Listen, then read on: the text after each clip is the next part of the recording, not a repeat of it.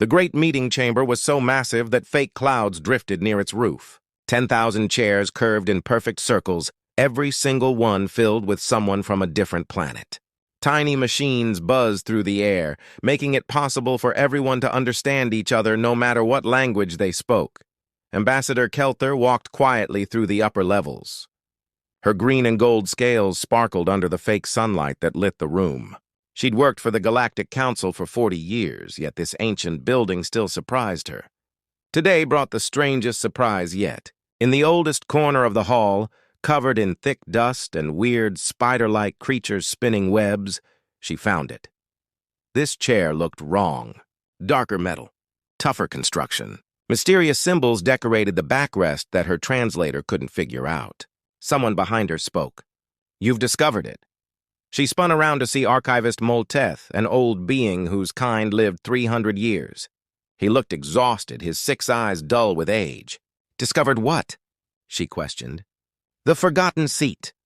Molteth shuffled closer, his walking stick tapping against stone. "I always wondered when someone would spot it again. Most folks just walk right by." Kelther touched the armrest. Even through her gloves, the metal felt icy. "Why does nobody sit here?" "Because the beings who claimed this seat vanished 50,000 years ago." Molteth pulled out a tablet, its screen flickering weakly. The race called themselves humanity. Their planet was named Terra, or Earth in their main tongue. The star they circled was called Sol. "I've never heard of them." "Almost nobody has. The files were locked away, then forgotten, then locked away again when someone remembered to check." Molteth scrolled through records older than most civilizations. Humans helped create the Council. They helped draft the original agreements. They battled in the Unity Wars that brought peace to our galaxy. Kelther dropped into the chair beside the empty one, staring at it. "What became of them?" "Nobody knows for sure. Around 50,000 years back, they launched a colony ship to explore beyond the galaxy's edge. The ship never contacted them again. Earth sent rescue teams. Those disappeared too. Then Earth itself stopped responding. When the Council sent investigators, they discovered the whole Sol system wrapped in some kind of energy wall. Ships attempting to enter just vanished. In time, the Council labeled the system a forbidden zone and banned anyone from going near it. 50,000 years erases a lot of memories, long enough for complete forgetting. Molteth looked sad. The Council kept their chair empty initially as a tribute, then because of habit. Eventually, because taking it away felt somehow wrong. But the reason why died with the record keeper before me.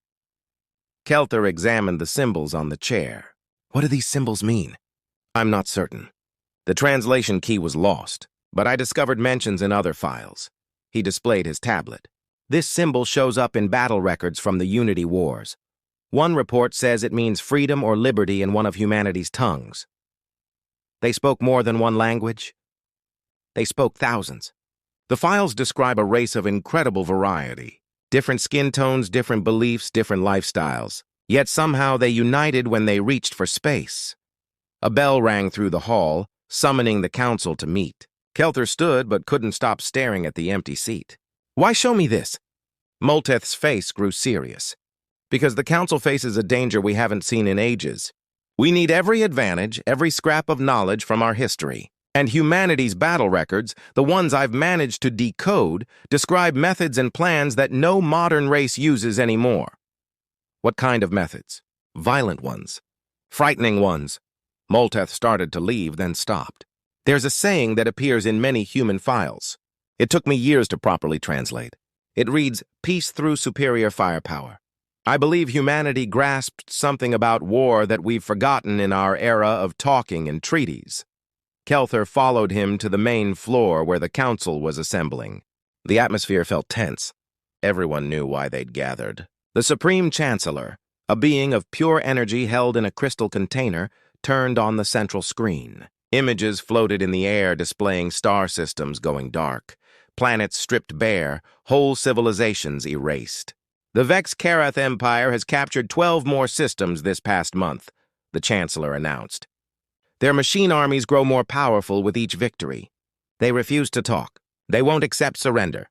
They just take whatever they desire and erase everything else." A representative from the Pelion cluster rose. His kind looked like walking plants with leaf hair and bark skin. We must strengthen our defenses. Bring our fleets back to guard core planets. Another stood, this one resembling a floating jellyfish. We should send messengers. Surely there's something they desire that we can offer. They desire nothing except our destruction, a third said bitterly. I've studied the reports. They see organic life as wasteful and flawed. The argument dragged on for hours. Some demanded battle. Others wanted hiding. Most preferred talking and hoping the crisis would solve itself. Kelther drifted away from the arguments, her gaze pulled back to the empty seat in the upper level. She thought about humanity, about a race that had disappeared 50,000 years ago, but somehow still held a place in the galaxy's most powerful room. That evening, she visited Molteth in the archives. The elderly record-keeper sat surrounded by data crystals and ancient scrolls, his eyes scanning text only he could understand. Tell me more about humanity, she requested. Molteth glanced up, startled. Why? Because we're losing this war. Because the Council argues while systems burn. Because maybe, just maybe, the solutions we need are hidden in history. The record-keeper smiled genuinely for the first time she'd witnessed. Find a chair. This will take hours. He described humans and their past. They'd originated from a planet of extremes where the surroundings tried ending them daily.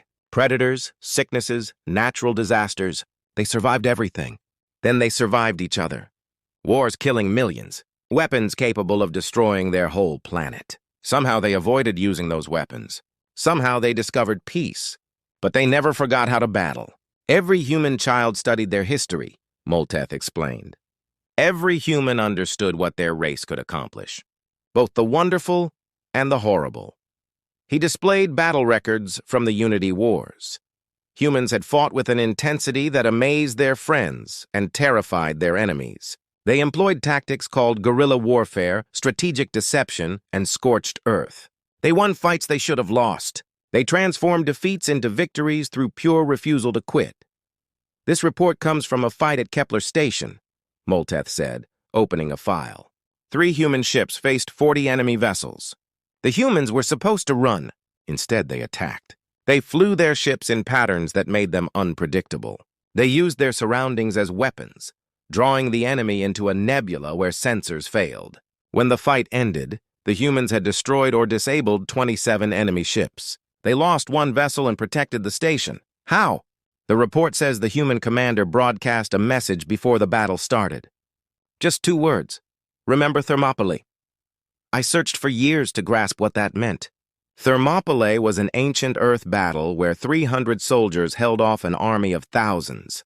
They all perished, but they bought time for their people to prepare. To humans, it meant that sometimes you stand and fight even when victory is impossible because others depend on you. Kelther felt something cold in her chest. What kind of race thinks like that? One that survived when it shouldn't have.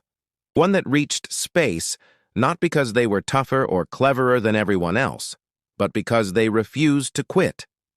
For 3 days, Kelther studied everything Molteth had on humanity. She learned about their culture, their art, their thinking. She discovered concepts like democracy, human rights, and the will of the people. She found that humans believed every individual mattered, that power came from the permission of the governed, that freedom was worth any cost. On the 4th day, she received a message that changed everything. A probe had returned from the Sol system. For the first time in 50,000 years, a ship had survived approaching Earth's star. The message was short but shocking. Multiple energy readings detected. Advanced technology confirmed. Recommend immediate investigation. Kelther presented the report to the Council. The Supreme Chancellor studied it with intense focus. This is impossible, he stated. The Sol system has been dead for 50 millennia. The probe readings don't lie, Kelther said. Something is there. Something is active. Could it be the Vex Carath? No, the energy patterns don't match their technology. These readings resemble designs from ancient council records. Very ancient records. The council chamber went silent. Everyone grasped what that implied. You believe humanity survived? The Supreme Chancellor asked. I believe we need to discover the truth. The argument lasted an hour. Some council members insisted it was too risky. Others said they couldn't afford to investigate when the Vex Carath were attacking. But Kelther made her argument with fire and logic. If humanity still exists, they might possess technology that could aid us. They might have knowledge we've lost. And if they're the ones who founded this council, don't they deserve to know what's happened? The Chancellor finally agreed. Very well, Ambassador Kelther. You'll lead a mission to the Sol system. You'll contact whoever is there and determine if they pose danger or offer hope. As Kelther left the chamber, she looked once more at the empty seat. The dust still coated it. The symbol still couldn't be read, but now it represented something different. Hope. The ship Unity's Promise was readied for the voyage. The crew included diplomats, scientists, and military officers from a dozen races. They all knew they might be flying into danger. The Sol system had been forbidden longer than most civilizations had existed. The night before leaving, Molteth visited Kelther in her quarters. "I brought you something," he said, handing her a data crystal. "It's everything I've translated about humanity. Their past, their culture, their thinking. If they're really there, you'll need to understand them." "Thank you, old friend." "One more thing." Molteth's voice dropped. "In all my years studying them, I learned something about humans. They value honesty over politeness. They respect strength but despise bullies. They'll help anyone who asks, but they hate being controlled. If you meet them, Ambassador, remember this: humans don't bow. Not to kings, not to gods, not to empires. They broke every chain their own planet put on them. They won't accept new ones from the stars." Kelther carried those words as Unity's Promise left Council space and jumped into hyperspace. The journey would take 2 weeks. She spent that time reading everything Molteth had given her. She learned about human wars and human peace. She studied their art and their science. She read their stories, tales of heroes battling impossible odds. She absorbed their philosophies, ideas about right and wrong that seemed both simple and complex. The more she learned, the more she understood why the galaxy had forgotten humanity. They were uncomfortable to remember. They asked questions nobody wanted answering. They challenged authority. They demanded freedom, not just for themselves, but for everyone. The Council had become comfortable in its old age, stable, safe, predictable. Humanity had been none of those things. On the 14th day, the ship dropped from hyperspace at the edge of the Sol system. The sensors immediately recorded data that made no sense. "Ambassador," the science officer said, her voice shaking, "you need to see this." On the main screen appeared an image of Earth's star. Around it, like jewels on a string, orbited structures that could only be described as impossible. Space stations the size of moons, rings of habitats circling planets, ships moving between worlds with drives that left light trails in the void. "Is that Earth?" Kelther asked, pointing to a blue and green world third from the sun. "Yes, and Ambassador, we're detecting power readings from that planet that exceed anything in Council space. There are cities on every continent, ships in orbit, and something else." "What?" The science officer's hands trembled as she worked her console. "We're being scanned. They know we're here, and they're sending a message." "Put it through!" The speakers crackled. Then a voice spoke in perfect Council standard, though the accent was unusual. "Unknown vessel, this is Earth Defense Command. You are in restricted space. Identify yourself and state your purpose, or you'll be escorted back to the boundary." Kelther stood, straightening her diplomatic robes. Her hearts beat rapidly. Humans, they were real. They were here. They'd never left. She took a breath and opened a channel. "Earth Defense Command, this is Ambassador Kelther of the Galactic Council. We come in peace, seeking to re-establish contact with humanity. Your seat in the Council has been empty for 50,000 years. We would like to invite you to fill it once more." The silence that followed felt endless. Then the human voice spoke again, and Kelther heard something in it that all her years of diplomatic training couldn't identify. Something that might have been surprise or amusement or both. "Ambassador, please stand by. We need to wake up some people who are going to be very interested to meet you." Unity's Promise sat in orbit above Earth for 3 days, while humanity decided what to do with their unexpected visitors. Kelther spent those days staring at the planet below, amazed by what she witnessed. Earth was beautiful. Blue oceans covered most of the surface, broken by green and brown continents. White clouds swirled in patterns that never repeated. At night, the cities glowed like fallen stars. Scans revealed billions of humans living there and millions more on habitats in space. They built all this in 50,000 years? The science officer asked. Our fastest developing races took 3 times as long to reach this level. Humans seem to do everything quickly, Kelther said, thinking of the battle records she'd read, including growing. Finally, on the 4th day, a sleek human ship approached. It was smaller than Unity's promise, but moved with a grace suggesting advanced technology. The design was aggressive, all sharp angles and heavy armor. This was a ship built by people expecting conflict. Ambassador, we're receiving docking coordinates, the communications officer said. They want us to follow them to a station in high orbit. The station called Gateway 7 looked like nothing in Council space. Multiple rings rotated around a central core, creating gravity through spin. Ships of various sizes came and went, following traffic patterns that seemed chaotic but somehow worked. The entire structure hummed with energy. The delegation gathered in the docking bay, straightening their clothes and checking their translation devices. Kelther had chosen the team carefully. Scientists to study human technology, military officers to assess their capabilities, diplomats to handle the delicate task of explaining why the galaxy had abandoned humanity's homeworld for 50 millennia. The airlock opened. A group of humans stood on the other side. Kelther had seen pictures in the old records, but nothing prepared her for meeting humans in person. They came in different sizes and colors, just like the archive said. Their eyes held an intensity that made her nervous. They moved with confidence, even those not wearing military uniforms. The woman in the center stepped forward. She had dark skin and short black hair with gray streaks. Her suit was formal but practical. Everything about her suggested someone who didn't waste time. Ambassador Kelther, welcome to Earth. The woman's accent was crisp and clear. I'm President Sarah Okafor, representing the United Earth Nations. This is General Marcus Chen, head of our defense forces, and Dr. Amara Osei, our lead scientist for first contact procedures. The general was a tall man with Asian features and sharp eyes that seemed to see everything at once. He wore a uniform covered in symbols Kelther didn't recognize, but the way he held himself said warrior in any language. Dr. Osei was younger, with brown skin and glasses that probably had computer displays in the lenses. She smiled warmly, more open than the other two. Please come with us, President Okafor said. We have much to discuss. They walked through corridors that were clean and functional, without the decorative art most races used in their stations. Humans apparently preferred efficiency to beauty in their working spaces. The conference room had a window showing Earth hanging in space below them.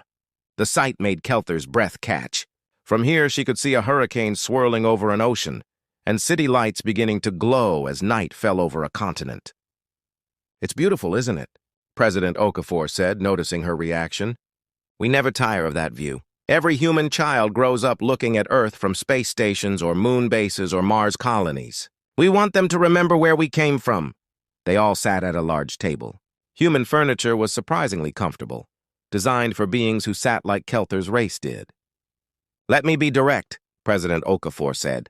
Your message surprised us. We didn't know there was a galactic council. We didn't know humanity had ever left Earth before our own space age began. And we definitely didn't know we had an empty seat waiting for us somewhere. Kelther pulled out her data pad. I brought historical records. About 50,000 years ago, humanity was one of the founding members of the Council. You helped establish the treaties that brought peace to the galaxy. Then you sent a colony ship beyond the galactic edge. It never returned. Earth went silent. When we sent investigators, we found some kind of barrier around your entire star system. No ship could enter. Eventually, we declared Sol a forbidden zone. She showed them images from the old archives. Humans in different clothes with different technology, but unmistakably the same race. The 3 humans studied the images with intense focus. These people look like they're from Earth's Bronze Age, Dr. Osei said. Maybe earlier. How is that possible? We don't know. The records are incomplete, but according to what we've translated, humanity had reached space travel before what you call your Bronze Age. Then something happened. You vanished, and the barrier appeared. General Chen leaned forward. Could someone have attacked us, forced us back to a primitive state? It's possible. We don't know who or why.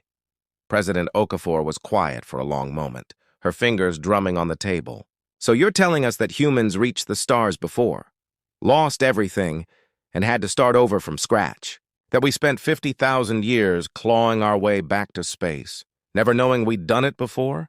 Yes, that's either the saddest or the most impressive thing I've ever heard, the president said. Probably both. Kelther spent the next hour explaining the current state of the galaxy. She told them about the Council, the 10,000 races, the careful balance of power and diplomacy that kept the peace. Then she told them about the Vex Karath. The humans' expressions grew darker as she described the machine empire, their conquests, their refusal to negotiate. When she showed them footage of destroyed worlds, stripped of all life and left as barren rocks, President Okafor's hands clenched into fists. "How long has this been happening?" General Chen asked. 15 years. 15 years? The general's voice was sharp with disbelief. They've been destroying entire civilizations for 15 years, and you're just now asking for help? We've been trying to negotiate. You can't negotiate with machines that want you dead. Chen stood up, pacing to the window. I'm looking at your casualty reports. Billions dead. Hundreds of races extinct or displaced. And your council's response has been to talk about it? Kelther felt her scales flush with embarrassment. Hearing it said so bluntly made the council's failure impossible to deny. We're not a warrior culture anymore, General. We've had peace for 10,000 years. We've forgotten how to fight total war. Well, we haven't. Chen turned back to face her. Humanity has been at war in one form or another for our entire existence. We only achieved global peace about 200 years ago. We remember how to fight. President Okafor raised a hand. Marcus, calm down. She looked at Kelther. Forgive the general. He's right, but he doesn't need to be aggressive about it. No, he's right to be angry, Kelther said. The council has failed its people. We became comfortable. We forgot that peace requires vigilance. Dr. Osi pulled up the data Kelther had sent. These Vex Karath, they're machines, right? Artificial intelligence that became self-aware. Yes. Do they have a central command structure? A hive mind? We believe so. They coordinate too well to be independent.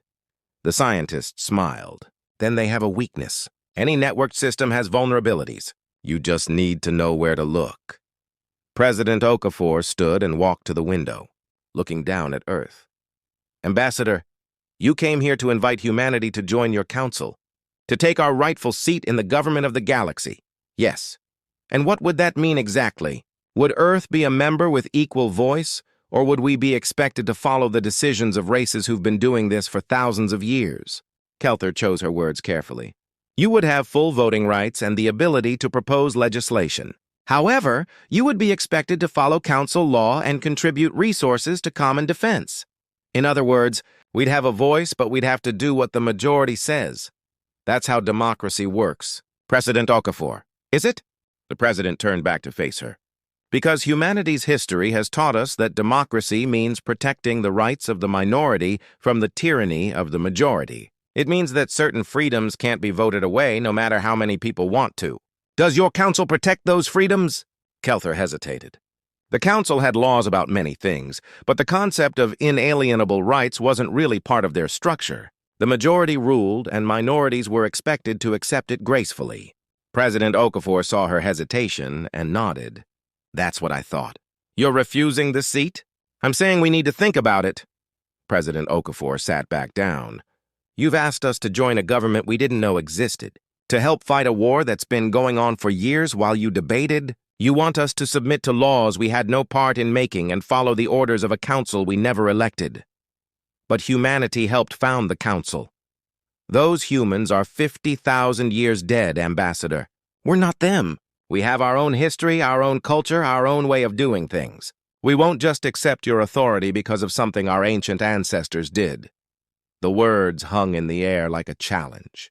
Kelther felt her diplomatic training failing her. She'd expected gratitude, maybe some confusion, but not this calm refusal. General Chen spoke again, his voice quieter now. However, we're not going to ignore the threat. These Vex Karath need to be stopped. Humanity has a policy. We don't stand by when innocent people are being murdered. So you'll help? We'll consider military assistance, President Okafor said. As independent allies, not as subjects of your council. We'll send ships and troops. We'll share technology and tactical knowledge. But we do this on our terms. The council won't like that.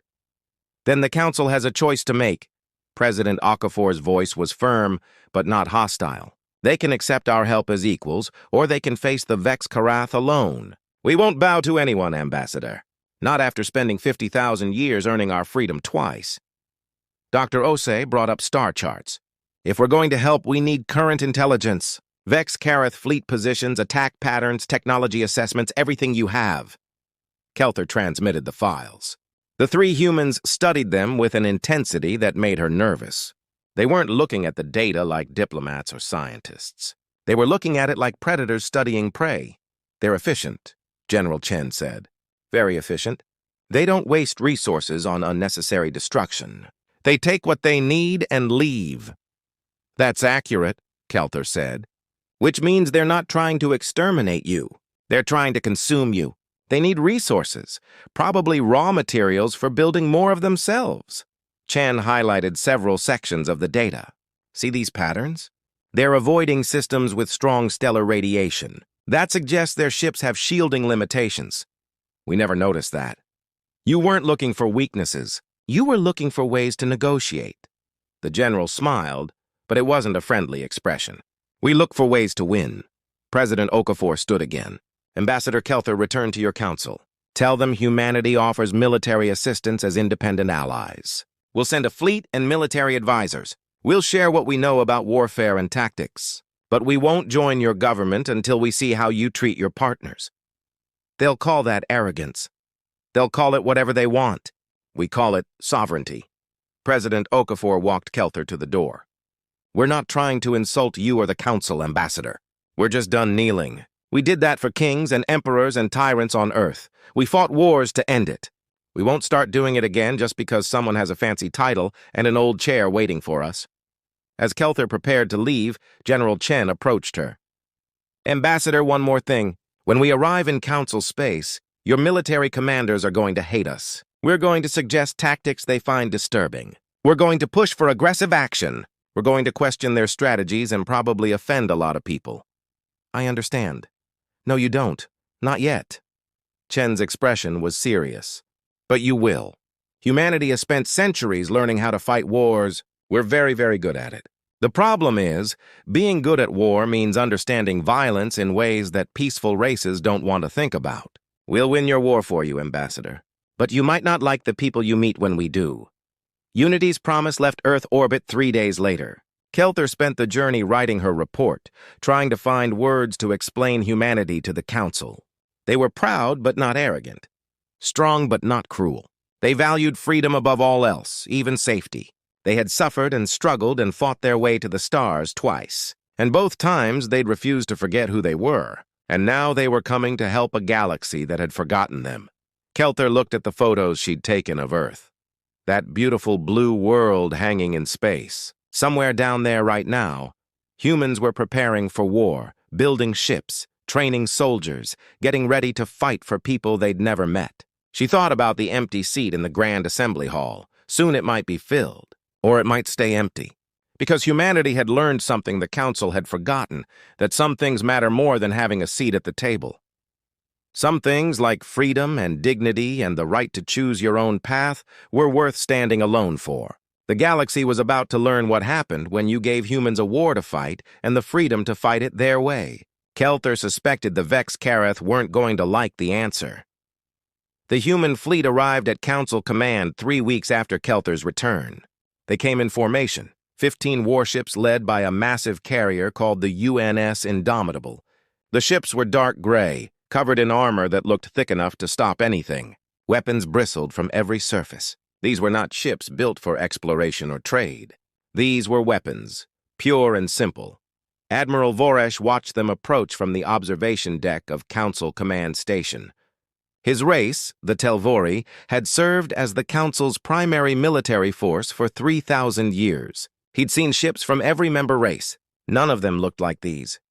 They look angry, his aide said. Voresh understood what he meant. Most Council ships were beautiful, designed to inspire cooperation and peace. Human ships looked like they'd been built by people who expected violence and prepared accordingly. Angry, Voresh repeated. Yes, that's a good word for it. The Indomitable docked at the station's largest bay. General Marcus Chen was the first to emerge, followed by officers in crisp military uniforms. They moved with precision that spoke of constant training and discipline. Voresh met them in the briefing room along with commanders from a dozen other races. The atmosphere was tense. Many of the council officers resented these newcomers, these humans who'd rejected council membership but still demanded to help. General Chen didn't seem to care about the tension. He went straight to business. "Thank you for meeting with us," he said. "We've reviewed your tactical data on the Vex Karath. We have suggestions." "Suggestions?" Commander Peltorin of the Kelvin Hive asked. His race resembled large insects, and his voice clicked with irritation. "We've been fighting this war for 15 years. What could you possibly suggest that we haven't tried?" Chen pulled up a holographic display. "Everything, apparently." The room went silent. Several officers stood up, offended. Voresh raised a hand, keeping them calm. "Explain," he said. "Your strategy is entirely defensive," Chen said, highlighting fleet positions on the map. "You wait for the Vex Karath to attack, then respond. You protect important worlds, but let them take less critical systems. You fight to minimize casualties, which means you fight carefully, cautiously." "That's called being civilized," Peltorin said coldly. "That's called losing slowly." Chen changed the display. "The Vex Karath are machines. They don't get tired. They don't have morale to break. They learn from every engagement and adapt. Every day you stay defensive, they get stronger. You're not winning a war of attrition against an enemy that builds more soldiers every time they take a factory world." Voresh leaned forward. "What would you do differently?" "Go on the offensive. Hit their supply lines. Target their shipyards. Make them defend instead of attack. Use guerrilla tactics. Hit-and-run strikes. Anything that disrupts their coordination." "That's barbaric," Peltorin said. "We'd suffer heavy casualties." "You're already suffering heavy casualties," Chen said. "You've lost billions of people in hundreds of worlds. At least if you attack, you're controlling where and when the fighting happens." "Our people aren't warriors," another officer said. "Most of our races achieved peace centuries ago. We don't know how to fight aggressive wars." "Then learn," Chen's voice was hard. "Or die. Those are your options." The room erupted in angry voices. Officers shouted in a dozen languages. Translation devices struggled to keep up. Only Voresh stayed quiet, studying Chen's tactical suggestions with growing interest. Finally, he stood. "Enough." The room fell silent. Voresh had that effect on people. His race were 7 feet tall and covered in thick scales. When he spoke, people listened. "General Chen, your suggestions are aggressive, risky. They'll cost lives." "Yes, sir, they will. But doing nothing costs more lives. And we're running out of time." Voresh looked at the other officers. "I'm authorizing a test operation." "General Chen, you'll take your fleet and hit the Vex Karath shipyard at Keltos 9. If you succeed, we'll listen to more of your suggestions. If you fail, you can go home?" Chen smiled. "Fair enough." The mission briefing happened that evening. Chen gathered his human officers and volunteers from council forces who wanted to see these tactics in action.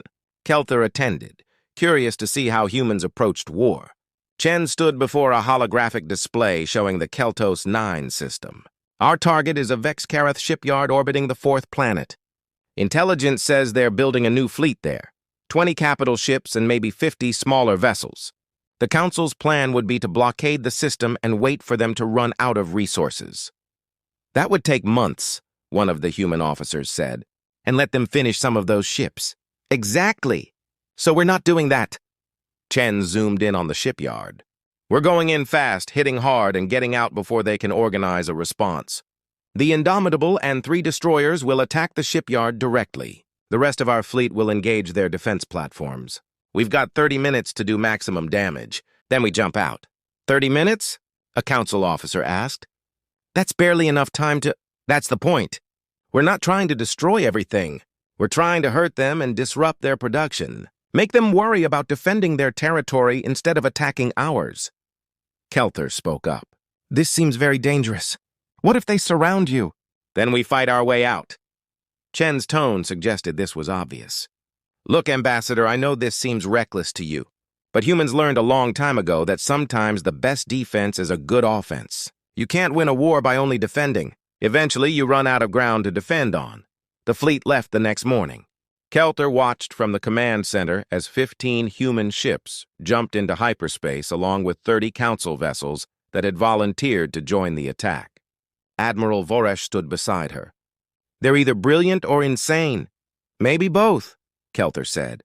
6 hours later, the fleet dropped out of hyperspace at Keltos 9. The Vex Karath detected them immediately and began organizing their defenses, but the humans didn't give them time. The Indomitable launched fighters, small, fast ships that swarmed the defense platforms. Human destroyers fired missiles that moved in unpredictable patterns, confusing the Vex targeting computers. The main carrier charged straight at the shipyard, all weapons blazing. "They're insane," Peltorin said, watching the tactical display. "They're going to get themselves killed." But they didn't. The human fighters moved like schools of fish, coordinated but unpredictable. When the Vex sent counterfighters, the humans led them into crossfire from the destroyers. When the Vex tried to focus fire on the Indomitable, smaller ships positioned themselves as shields, taking hits meant for the carrier. "They're protecting each other," Voresh said with something like respect in his voice. Each ship puts the mission above its own survival. The Indomitable reached the shipyard and unleashed everything. Missiles, railgun rounds, plasma torpedoes. The partially built Vex ships exploded in chains of fire. Construction bays collapsed. In 15 minutes, humanity destroyed months of Vex production. Then, just as the Vex fleet started arriving to defend the system, Chen gave the order to retreat.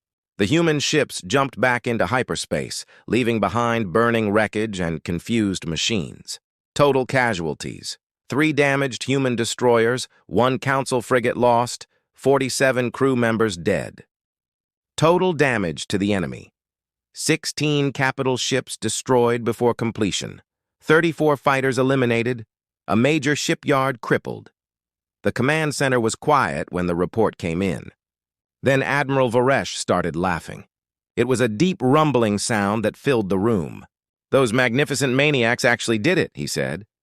"They went into a fortified system, destroyed a shipyard, and got out with minimal losses." Peltorin was staring at the tactical replay.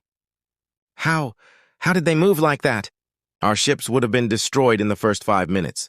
"Training," Kelter said, remembering her conversation with General Chen. "They've been preparing for war for their entire existence." Over the next 3 months, human military advisors spread throughout council forces.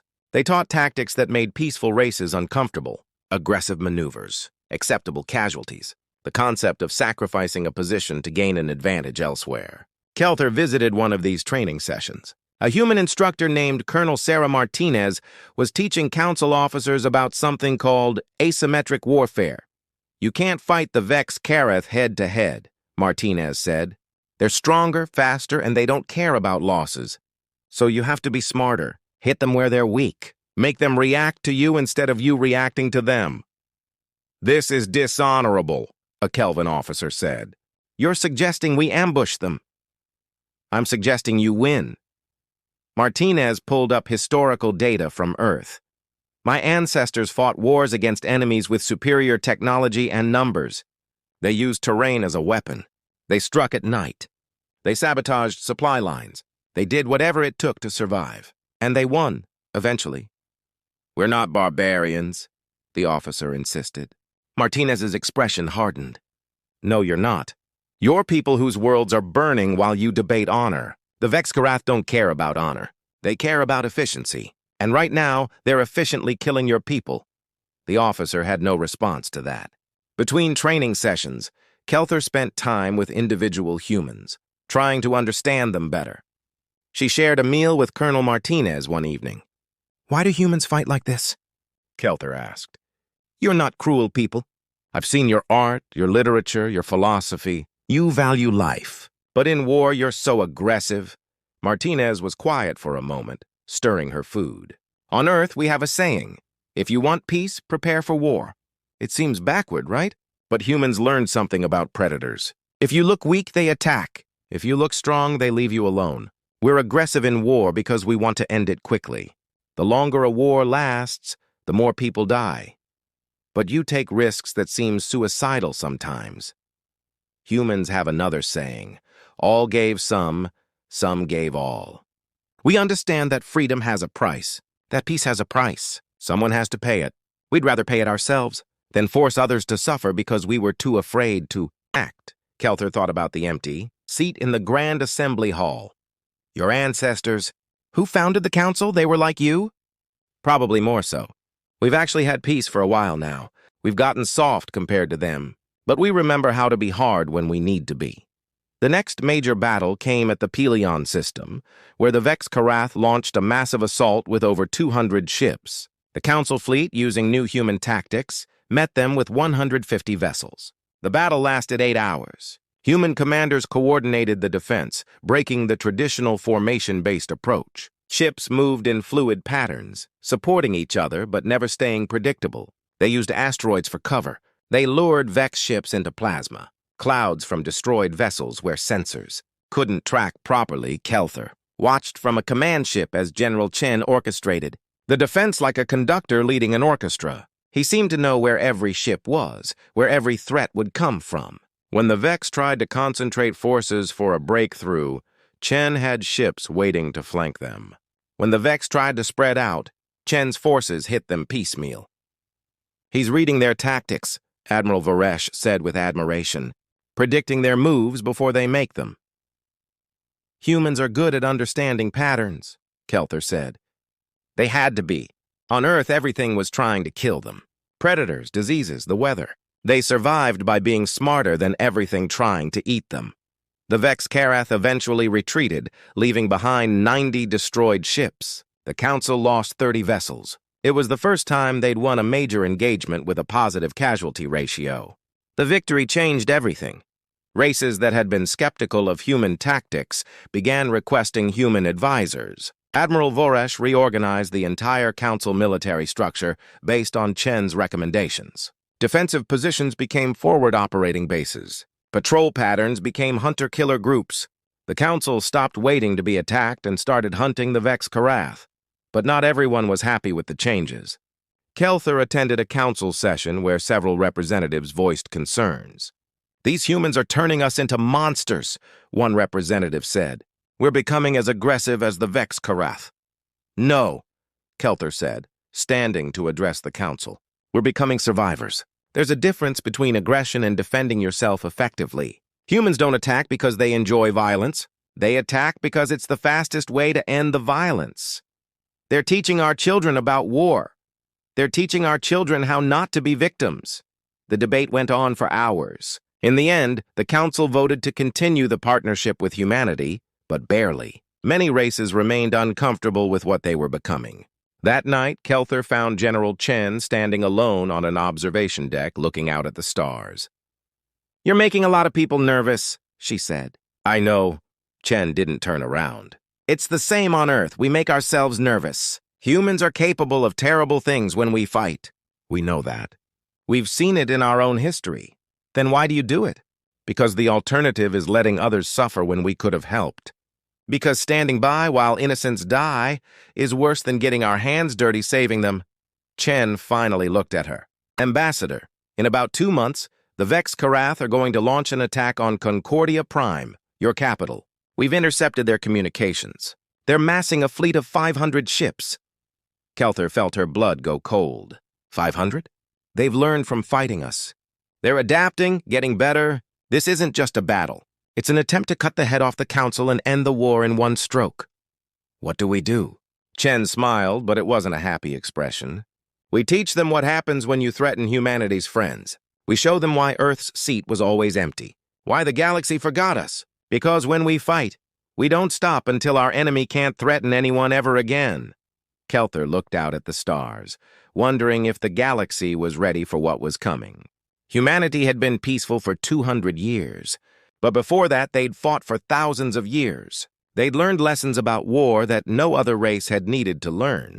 Now they were going to teach those lessons to machines that thought conquest was efficient. She suspected the Vex Karath were about to learn that efficiency meant nothing against determination, that superior numbers meant nothing against superior tactics, that even machines could feel something like fear when they faced an enemy that refused to quit. The galaxy was about to remember why humanity's ancestors had helped establish the Council in the first place. Why peaceful races had wanted humans as allies. Because when the monsters came knocking, you wanted humans on your side, and you really, really didn't want them as your enemies. The warning came exactly when General Chen predicted. Vex Karath forces were gathering at the edge of Council space, preparing for a massive assault on Concordia Prime. The Council's capital world, home to 15 billion beings from 1,000 different races, was about to face the largest attack in modern history. The Grand Assembly Hall erupted into chaos. Representatives screamed at each other in hundreds of languages. Some demanded evacuation. Others wanted to surrender and negotiate terms. A few, inspired by months of human tactics, called for a fight to the death. Supreme Chancellor Torveth stood at the center of the chaos, his crystalline form flickering with stress. "Order! We must have order!" But there was no order. Fear had taken over. Ambassador Kelther watched from the upper gallery near that ancient empty seat. She'd grown to hate that seat over the past months. It represented everything the Council had forgotten: courage, determination, the willingness to stand against impossible odds. A voice spoke beside her. "They're going to surrender, aren't they?" She turned to see Archivist Molteth looking older and more tired than ever. "I don't know," she said. "The Chancellor is trying to hold them together. But fear is stronger than leadership right now." Humans wouldn't surrender. No, they wouldn't. Down on the main floor, Chancellor Torveth managed to restore some order. "We have a proposal from the Vex Karath. If we cease all military operations and open our worlds to their integration, they'll allow organic life to continue in a limited capacity." "Integration?" someone shouted. "You mean slavery?" "It means survival," another representative countered. "We can't win against 500 ships. Better to live as servants than die as heroes." Kelther felt sick. Was this what the Council had become? An empire so afraid of death that it would choose slavery?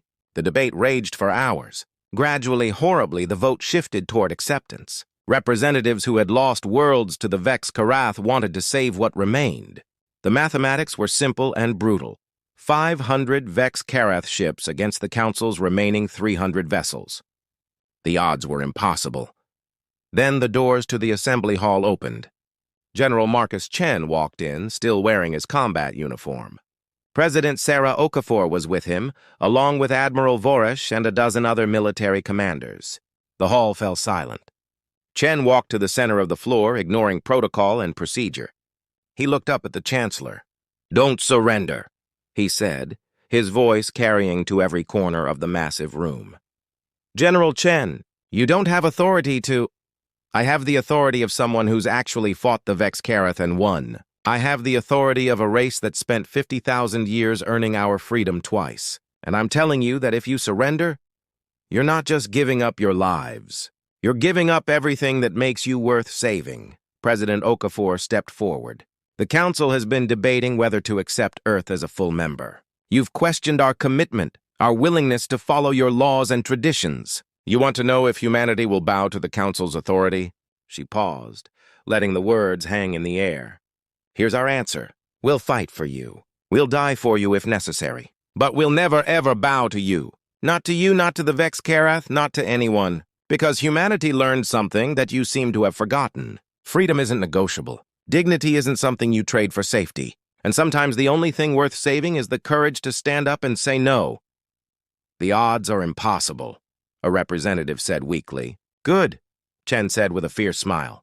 "Humans have a saying, if you're going through hell, keep going. We've been through hell before. We know the way."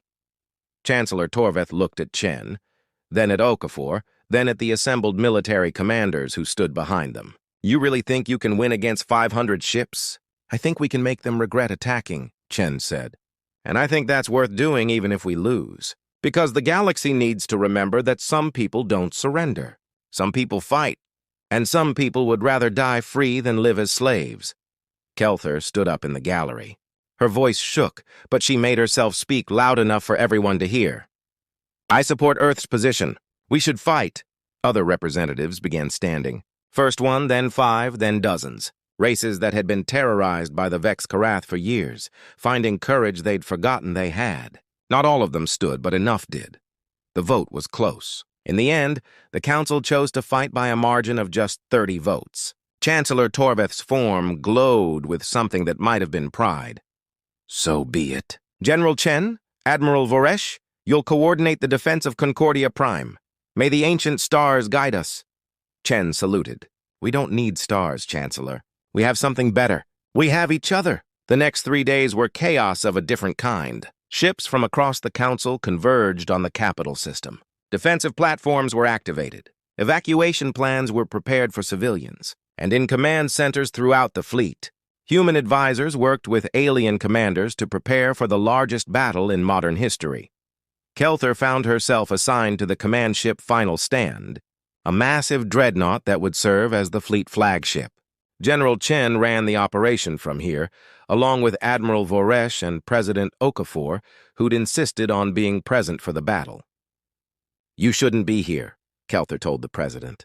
If we lose, humanity loses its leader. If we lose, titles won't matter anyway, Okafor said. Besides, I'm not going to ask people to die for a cause I'm not willing to die for myself. That's not how humans lead.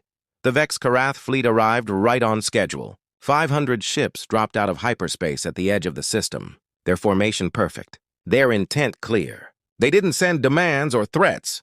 They simply began their approach to Concordia Prime. Chen studied the tactical display. They're confident. Look at their formation. They're not even trying to be defensive. They think this is already won. Isn't it? Someone asked. Not even close. Chen activated the fleet-wide communication system. All ships, this is General Chen. In about 10 minutes, we're going to be in the fight of our lives. The enemy has superior numbers. They have strong shields and powerful weapons. By every logical calculation, they should win. He paused. But wars aren't won by logic. They're won by courage, by determination, by the willingness to stand up when every instinct says, run. Today we show the galaxy what that means. Today we show the Vex Karath what happens when they threaten people under our protection. Today we remind the universe that freedom is always worth fighting for. Another pause. I know many of you are afraid. That's okay. Courage isn't the absence of fear. It's acting despite fear. So be afraid if you need to, but don't let that fear control you. Channel it. Use it. Let it make you fierce instead of frozen. Chen's voice grew harder, carrying the weight of a race that had fought its way through 50,000 years of history. Earth's seat was always empty in the Grand Assembly Hall. For 50,000 years, that seat sat there with no one to fill it. Do you know why? Because the galaxy forgot what it took to build the council in the first place. Forgot that peace isn't the absence of conflict, it's the presence of justice. Forgot that sometimes the only way to stop a bully is to punch them in the face. The fleet channel was completely silent. Every being listening to Chen's words. The Vex Karath think. They think organic life is weak and inefficient. They think flesh and blood can't stand against cold metal. Let me remind everyone, machine and organic alike, of humanity's oldest and most sacred law. Chen's voice became thunder. We bow to no one! The fleet erupted in response. Hundreds of ships from dozens of races all screaming defiance in their native languages. Kelther felt tears on her face. Around her, the command crew was cheering, roaring, making sounds she'd never heard from peaceful races before. They weren't just fighting for survival anymore. They were fighting for something bigger, for the right to be free, for the dignity of choosing their own fate, for the principle that some things matter more than living. The Vex Karath entered weapons range. Their first salvo was devastating, destroying 3 council ships in seconds. But the council didn't retreat. Using tactics learned from human instructors, they scattered into smaller groups, each one supporting the others. The Indomitable, Chen's flagship from the Earth fleet, led the central assault. Human ships moved like sharks, fast and aggressive. They didn't trade shots at long range. They closed to knife-fighting distance, where armor and courage mattered more than superior numbers. Kelther watched as the Indomitable charged straight at a Vex Karath command ship. Weapons fire lit up the space between them. The carrier's shields collapsed. Then its armor began to glow from the heat of multiple hits. But it kept coming. They're going to ram it, someone whispered in horror. But at the last second, the Indomitable rolled, firing its main guns into the Vex Karath ship's exposed flank. The enemy vessel broke in half, spilling machinery and fire into space. That's the 3rd time he's done that, Admiral Voresh said with something like awe. The Vex Karath keep falling for it because no sane race would charge like that. Humans aren't sane, President Okafor said with a slight smile. We're determined. There's a difference. The battle raged for 6 hours. Every minute felt like an eternity. Ships exploded on both sides. Debris fields grew so thick that sensors couldn't track through them. Entire sections of the fleet went dark as power systems failed or communications were destroyed. But the Council held. Every time a line started to break, human ships were there to reinforce it. Every time the Vex Karath concentrated their forces, Council vessels using human tactics struck from unexpected angles. Kelther saw Admiral Varesh coordinate a maneuver that would have been impossible 3 months ago. His ships moved like a school of fish, each one knowing its place without needing constant orders. They'd learned from watching humans. They'd learned to trust each other, to improvise, to be aggressive when aggression was needed. Then disaster struck. A Vex Karath battle group broke through the defensive line, heading straight for Concordia Prime. If they reached the planet, billions would die. We need ships to intercept, Chen said, studying the tactical display. But everyone's engaged. Not everyone. Captain Reeves of the Indomitable appeared on screen. Her face was covered in blood from a head wound, but her voice was steady. We can reach them if we break from the formation. That would leave the center exposed. Then they'd better collapse it fast because we're going. Reeves grinned. Remember the Alamo, General. Remember the Alamo. Captain. Kelther didn't know what that meant. But she watched as the Indomitable and 5 escort ships broke formation and burned toward the enemy battle group. They were outnumbered 3-1. The human ships crashed into the Vex Karath formation like a hammer. Missiles filled the space between them. Railguns fired until their barrels glowed. The Indomitable took hit after hit, her armor peeling away like skin. But she kept fighting. One of the escort ships exploded, then another. The Indomitable's shields failed completely. Fire began venting from multiple hull breaches. Pull back, Chen ordered. Captain, retreat! Negative, General. Captain Reeves sounded calm, almost peaceful. We've got them right where we want them. The Indomitable accelerated to ramming speed. The Vex Karath realized what was happening too late. The massive carrier plowed into 3 enemy ships, her remaining weapons firing at point-blank range. The explosion lit up the entire battlefield. A star born from sacrifice. The enemy battle group was destroyed. Concordia Prime was safe. The command deck was silent. President Okafor stood with tears streaming down her face. General Chen's hands were clenched into fists so tight they were shaking. 3,000 crew on that ship, he said quietly. 3,000 people who just gave everything. They saved billions, Kelther said. I know. Doesn't make it hurt less.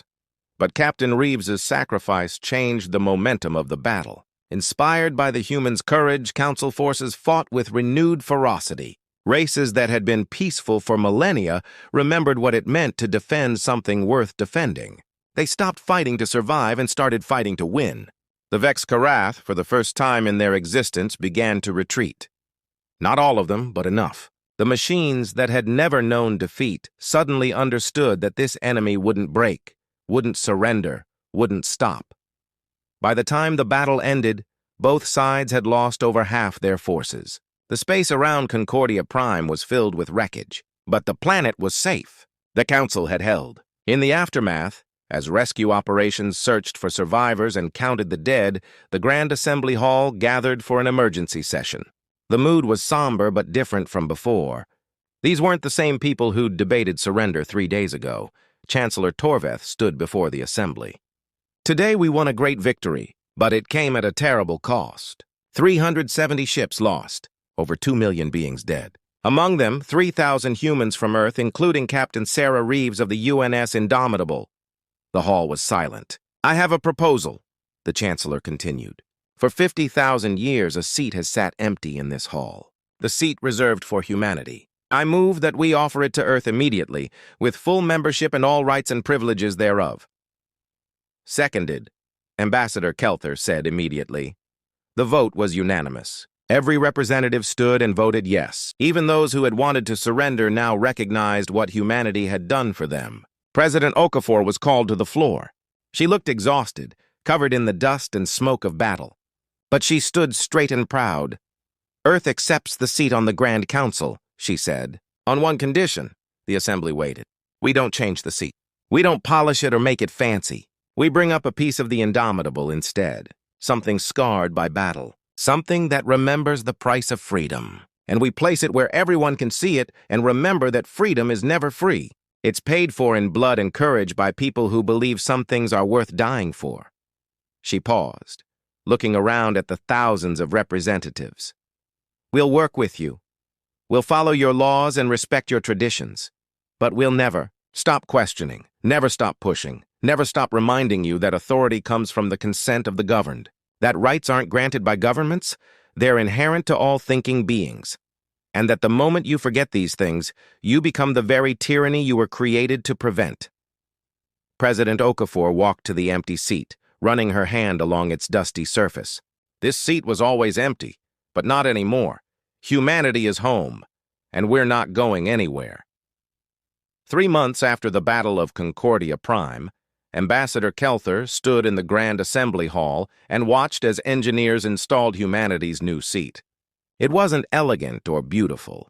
It was a simple chair made from hull plating salvaged from the UNS Indomitable, still scarred by weapons fire, still stained with scorch marks from the battle. Next to it, they mounted a memorial plaque listing every name of every crew member who had died on that ship.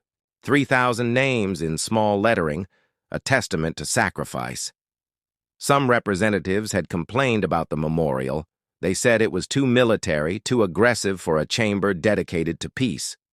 President Okafor's response had been simple and final. Peace doesn't come from forgetting war. It comes from remembering what war costs and deciding it's too expensive to pay again. The first official session with Earth as a full member began with ceremony. Representatives from every race lined up to welcome humanity formally into the Council. Many brought gifts, tokens of gratitude for Earth's role in the war. When it was Kelther's turn, she approached President Okafor with a simple gift, a data crystal containing every record she and archivist Molteth had found about humanity's first time in the Council 50,000 years ago. Your history, she said, so you can remember who you were.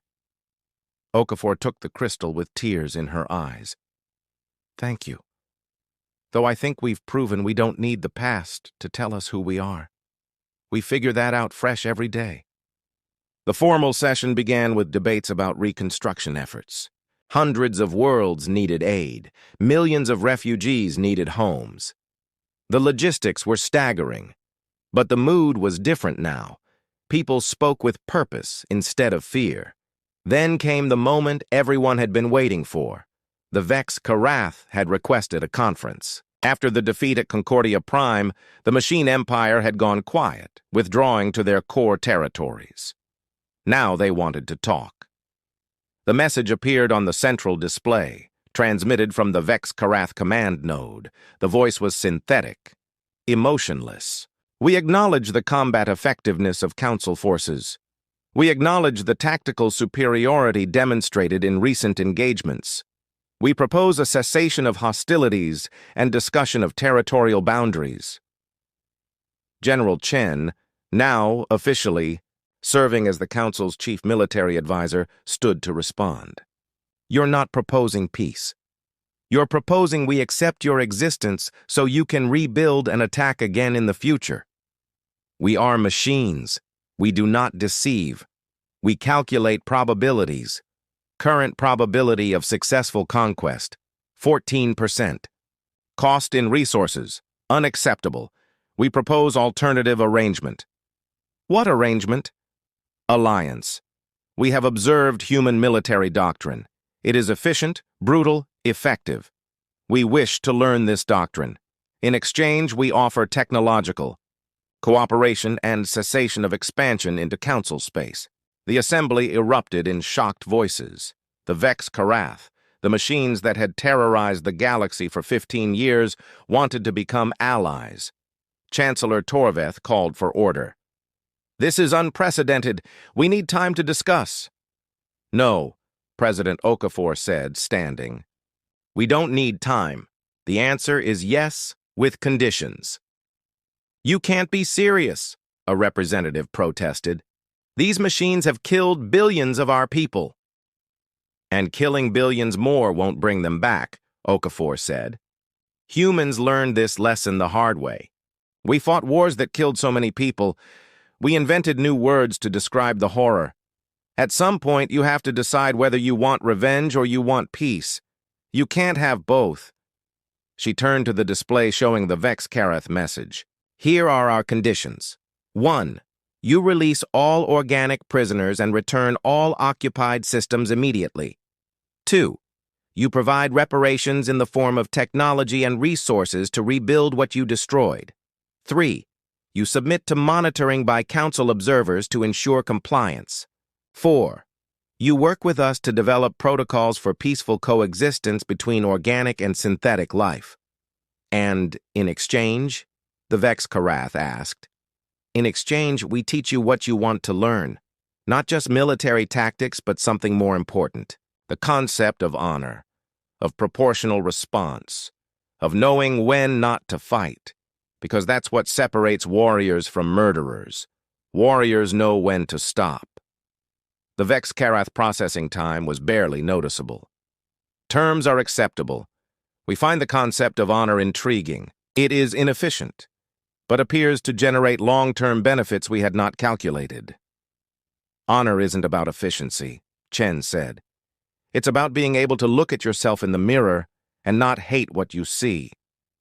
We do not have mirrors, but we understand the metaphor. Agreement is reached."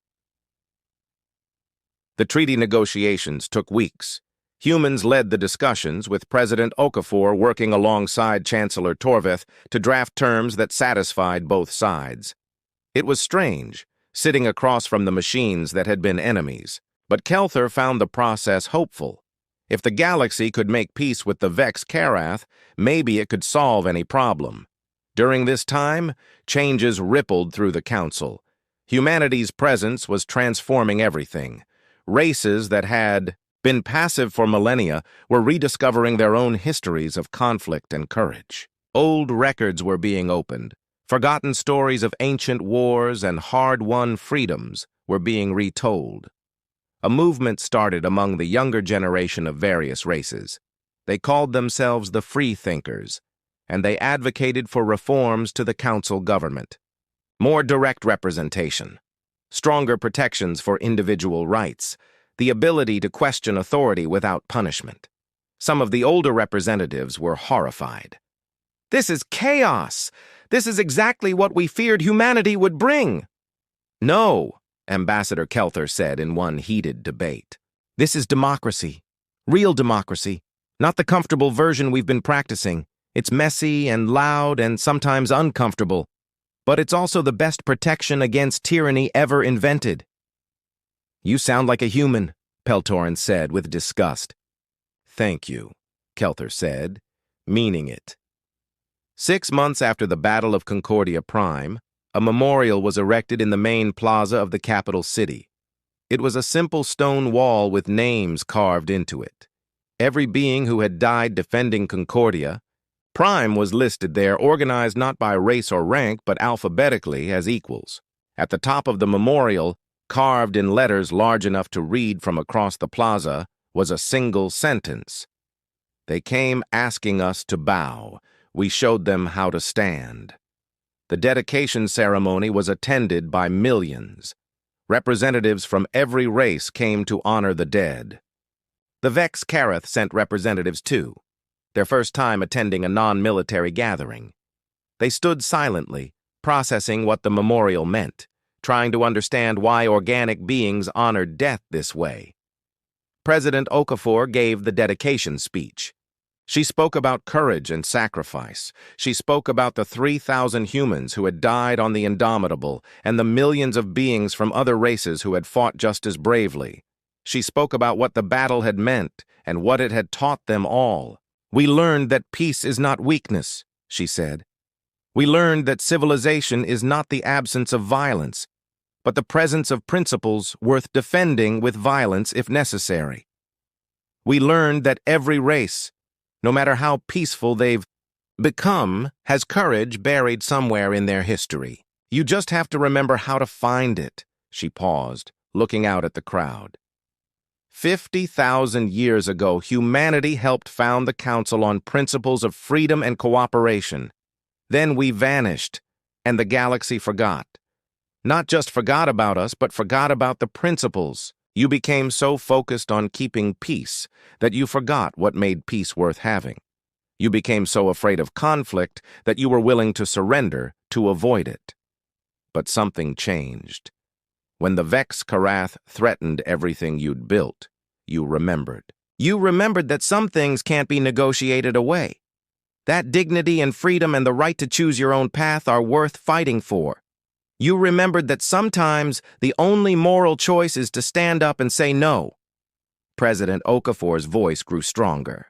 Earth's seat was always empty because the galaxy forgot these things.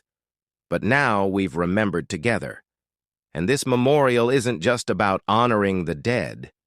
It's about remembering what they died for, so we never have to ask others to make the same sacrifice again. The ceremony ended with a moment of silence that stretched across the entire planet. Billions of beings from thousands of races, all quiet together, all remembering. In the weeks that followed, life began returning to normal. Or rather, a new normal. The Council was different now, more active, more engaged, more willing to confront problems instead of debating them endlessly. The Vex Karath kept their word. They returned occupied systems and began providing technology as reparations. Their observers seemed genuinely interested in learning about organic culture. General Chen started a training program teaching Vex Karath units about military honor and the laws of war. It was strange work, trying to give machines ethics, but Chen approached it with the same determination he brought to everything. They're not evil, he explained to Kelther during one of their regular meetings. They're just logical to the point where they don't understand that efficiency isn't the only value that matters. We're teaching them that there are costs that can't be measured in resources or time. Costs measured in suffering and dignity and the value of life itself. Do you think they'll learn? I think they're trying. That's all anyone can ask. The freethinker movement continued growing. Young beings from across the Council traveled to Earth to study human government and philosophy. They attended universities in New York and Lagos and Mumbai and Shanghai, learning about concepts like constitutional rights and checks and balances and the rule of law. Some returned home and started reform movements. A few races held their first free elections in millennia. Others began writing constitutions that limited government power and protected individual freedom. It was slow work, and not everyone welcomed the changes. But the tide had shifted. 1 year after joining the Council, President Okafor gave a speech to the Grand Assembly that would become famous across the galaxy. It was meant to be a simple report on Earth's first year as a member, but it became something more. When we came to the Council, she said, many of you were afraid of what humanity would bring. You worried we were too aggressive, too independent, too unwilling to follow rules. You worried we would disturb the careful peace you'd built over thousands of years. She looked around the hall, meeting eyes with representatives from dozens of races. You were right to worry. We did disturb your peace. We asked uncomfortable questions. We challenged traditions. We pushed for changes that made many of you uneasy. And we're not going to stop. Some representatives shifted nervously. Others leaned forward with interest. But here's what you need to understand. The peace you had before wasn't real peace. It was just the absence of conflict, which isn't the same thing. Real peace is when you've solved the problems that cause conflict in the first place. When everyone has a voice. When everyone is treated fairly. When no one has to choose between freedom and safety because you've built a society that provides both. That's the peace humanity fights for. Not quiet submission, but active justice. Not comfortable stability, but dynamic equality. Not the peace of the graveyard, but the peace of the garden, where things grow and change and sometimes compete, but in ways that make everyone stronger. President Okafor smiled. So yes, we're going to keep disturbing you. We're going to keep asking why things are done a certain way and whether there's a better way. We're going to keep pushing for reforms and challenging the status quo, because that's what freedom looks like. It's messy and uncomfortable and sometimes frustrating, but it's also beautiful. It's the sound of billions of voices all speaking together, not in uniform chorus but in complex harmony. It's the sight of individuals from 1,000 races, all different, all unique, all valuable. It's the knowledge that when you go to sleep at night, no one has power over you that you didn't grant them. And you can take it back any time they abuse it. She paused, letting her words sink in. Earth's seat was always empty because the galaxy forgot this. But we're here now, and we're not going to let you forget again. We're going to be that annoying friend who keeps reminding you of your principles even when it's inconvenient. Especially when it's inconvenient. Because principles that only matter when they're convenient aren't really principles at all. The assembly was silent for a moment. Then someone started clapping. Then another. Soon half the assembly was applauding while the other half sat in thoughtful silence. Ambassador Kelther, watching from her own seat, felt pride swelling in her chest. She thought about the dusty, empty chair she'd discovered over a year ago. She thought about archivist Molteth and his years of research into a forgotten race. She thought about everything that had happened since. The galaxy had changed. Not completely, not perfectly, but noticeably. The Council was becoming what it was supposed to be, what it had been at its founding, a union of free peoples choosing to work together. Not because they had to, but because together they were stronger. After the session ended, Kelther found President Okafor on an observation deck, looking out at the stars. "That was quite a speech," Kelther said. "I probably offended half the Council." "More like 2/3, but the right 2/3, Okafor smiled. "You've changed, Ambassador. When we first met, you were so careful, so diplomatic. Now you sound like you're ready to start a revolution." "Maybe I am. Humans do have that effect on people." Kelther stood beside her, looking out at the same stars. "My race, the Telvori, have been part of the Council for 8,000 years. We've been peaceful for longer than that. We'd forgotten what it felt like to fight for something. To really fight. Not just defend passively, but attack the things that threaten what we love. And now we remember. My people are writing a new constitution based partly on human models. We're having debates about individual rights and governmental limits. Some of the elders are horrified, but the young people are excited. They feel like they have a voice for the first time." "That's good," Okafor said. "That's what we hoped would happen." "There's going to be conflict," Kelther warned. "Changes like this don't come easily. Some races will resist. Some might even leave the Council. Let them. Freedom includes the freedom to make bad choices. If they want to stay stuck in the past, that's their right. We'll be here when they're ready to move forward." They stood in comfortable silence for a while. Then Kelther asked the question that had been bothering her for months. "President Okafor, are you ever afraid that you've changed us too much?